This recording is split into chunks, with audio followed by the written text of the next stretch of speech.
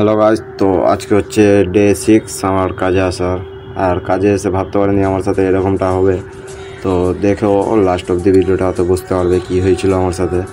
আর এদিকে ঢোলুদা ভাঙছিল মুচকি হাসি দিয়ে, আর এদিকে তারপরে আমাকে দিল ভাঙতে, আমিও ভাঙতে লাগলাম।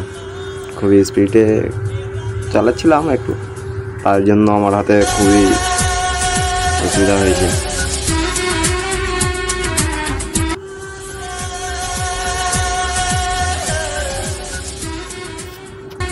হাতে খোঁচা পড়ে গেছে, ভাঙতে ভাঙতে বেডটা একটু খোঁচছিল, খোঁচে লেগে লেগে ফোঁসা পড়ে গেছে হাতে, আর হাত পুরো লাল হয়ে গেছে।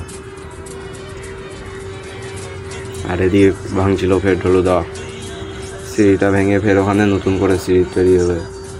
তো প্লিজ একটু আমাদেরকে সাপোর্ট করো, ফলো করো, লাইক করো, সেই কমেন্টটা বেশি বেশি করে শেয়ার করো।